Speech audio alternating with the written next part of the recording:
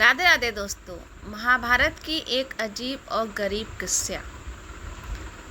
क्या कोई मृत व्यक्ति से भी संतान पैदा कर सकता है?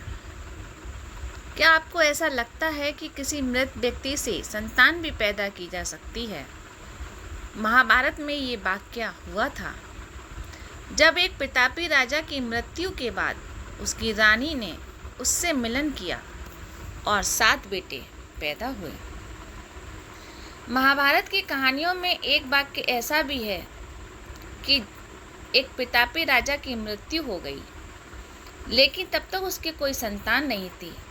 ऐसे में चिंतित रानी ने किसी सलाह पर मृत राजा के साथ सत्संग किया। बेशक इसमें चमत्कार कहें या कुछ और, लेकिन रानी गर्भवती हुई और फिर उसके 7 बेटे हुए। वैसे मौजूदा साइंस भी कहती है कि ऐसा भी हो सकता है। महाभारत में एक राजा थे जिनका नाम था विश्वामित्र।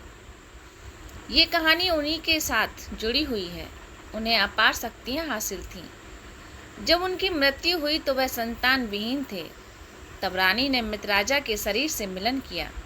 इससे उन्हें 7 बेटे हुए। दरअसल महाभारत में इस प्रतापी राजा का जिक्र राजा पांडु यानी पांडवों के पिता ने अपनी बड़ी रानी कुंती से किया था। पांडु को शाप मिला था कि वह जब भी पत्नी के साथ मिलन करेंगे तो तुरंत उनकी मृत्यु हो जाएगी। ये शाप उन्हें तब मिला जब उन्होंने प्रेमरत हिरणों की जोड़ी को अपने बाणों से भेद कर मार डाला था। इस श्राप के बाद पांडु कोई संतान पैदा नहीं कर सकते थे, क्योंकि ऐसा करते ही तुरंत उनकी मृत्यु हो जाती। पांडु के अब तक कोई संतान नहीं थी। वह अपने दोनों पत्नियां कुंती और माद्री के साथ वन में रहने लगे। राजा पांडु को संतान नहीं होने पाने के कारण काफ़ी चिंता रहती थी। एक दिन उन्होंने एकांत में कुंती से कहा कि संतान प्राप्ति की कोशिश करो। महाभारत दौर में स्त्रियां आपात स्थिति में उत्तम वर्ग के पुरुष या देवर से पुत्र प्राप्त कर सकती थीं। खुद राजा पांडु, धृतराष्ट्र और विदुर का जन्म इसी तरह ऋषि व्यास के साथ सत्संग से हुआ था। वो राजा विश्वामित्र थे जिन्होंने मरने के बाद भी पत्नी के मिलन से 7 बेटे पैदा किए। ये बात कुंती ने पांडु से की थी। इसका उल्लेख राजशेखर बसु की महाभारत में है, जो बांग्ला में बहुत लोकप्रिय है। इसी तरह राजा विश्वामित्र के बारे में पेंगुइन से प्रकाशित महाभारत खंड 1 के पृष्ठ 148 पर जानकारी दी गई है।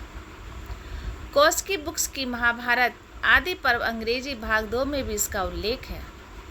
इसके अनुसार पांडु से कुंती ने यही कहा कि अगर राजा विश्वामित्र की मृत्यु के बाद भी रानी भद्रा ने उनसे मिलन किया और गर्भवती हुई, 7 बेटों को जन्म दिया, तो आप भी तपस्या के प्रभाव से मेरे गर्भ में मानस पुत्र की उत्पत्ति कर सकते हैं।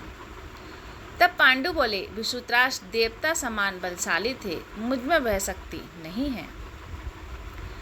अब जानते हैं कि कौन थे राजा विश्वामित्र और उनकी रानी भद्रा।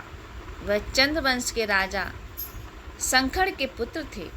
विश्वामित्र ने राजा कच्छिवत की पुत्री भद्रा से विवाह किया, जो अपनी सुंदरता के लिए प्रसिद्ध थी। महाभारत में विश्वामित्र को एक धर्मी राजा बताया गया है। कहा जाता है कि उन्होंने एक महान बलिदान किया था, जिसमें इंद्र के नेतृत्व में सभी आकाशीय देवता आए थे। इस बलिदान के बाद विश्वामित्र ने महान शक्ति प्राप्त की। उन्होंने अश्वमेध समारोह के माध्यम से सभी राजाओं के राज्यों पर विजय प्राप्त की।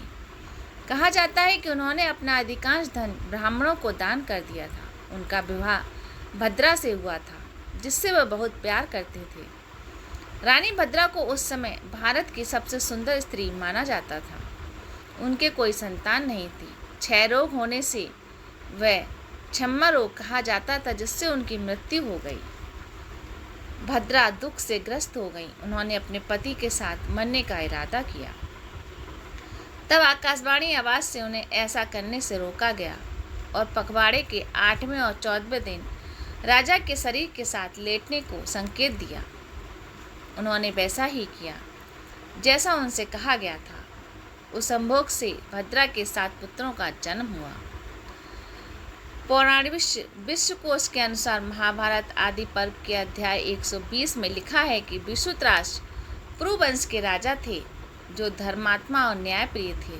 उन्होंने कई यज्ञ किए। जब राजा की मृत्यु हुई तो भद्र राजा के मृत शरीर को गले लगाकर बहुत देर तक रोती रही। तब विश्वामित्र की आत्मा जो शरीर से बाहर थी, उसने भद्रा से कहा कि मेरी प्रिय, अपने मासिक धर्म के 8वें या 14वें दिन अपने बिस्तर पर मेरे साथ सो जाओ, मैं तुम्हें पुत्र दूंगा। उसने राजा की इच्छा के अनुसार ऐसा ही किया। मृत शरीर से 7 पुत्र प्राप्त किए। पांडु की बात सुनने के बाद कुंती ने तब कहा कि महाराज, अगर आप अनुमति दें तो मैं किसी देवता या ब्राह्मण का मंत्र बल से आह्वान कर सकती हूँ। इससे तुरंत पुत्र लाभ होगा। पांडु ने इसकी सहज अनुमति दी। फिर इसके जरिए कुंती ने युधिष्ठिर, भीम और अर्जुन जैसे पुत्र हासिल किए। जब उन्होंने ये तरीका पांडु के कहने पर अपनी दूसरी पत्नी माद्री को बताया तो उन्हें नकुल और सहदेव की प्राप्ति हुई। एक अध्ययन के दौरान मिले साक्ष्यों को आधार मानते हुए वैज्ञानिकों की एक टीम ने यह दावा किया कि इंसान की मौत के 48 घंटे बाद तक उसके शुक्राणु गर्भ धारण के लिए इस्तेमाल किए जा सकते हैं और इससे स्वस्थ बच्चा पैदा हो सकता है। ये अध्ययन जर्नल ऑफ मेडिकल एथिक्स में प्रकाशित हुआ, जिसमें दावा किया गया है कि इंसान की मौत के बाद उसके शुक्राणुओं को स्पर्म बैंक में जमा भी किया जा सकता है। वैज्ञानिकों का कहना है कि मौत के 48 घंटे के भीतर 2 तरीकों से सबके शुक्राणु निकाले जा सकते हैं, जिनमें सर्जरी की मदद से सबके शुक्राणु को निकालना शामिल है। बाद में इसे फ्रिज में प्रिजर्व करके रखा जा सकता है। यानी साइंस भी मानती है कि महाभारत की जिन बातों में चमत्कार माना गया, उसमें कई घटनाएं वाकई हो सकती हैं। उन पर हैरानी जैसी कोई बात नहीं होनी चाहिए।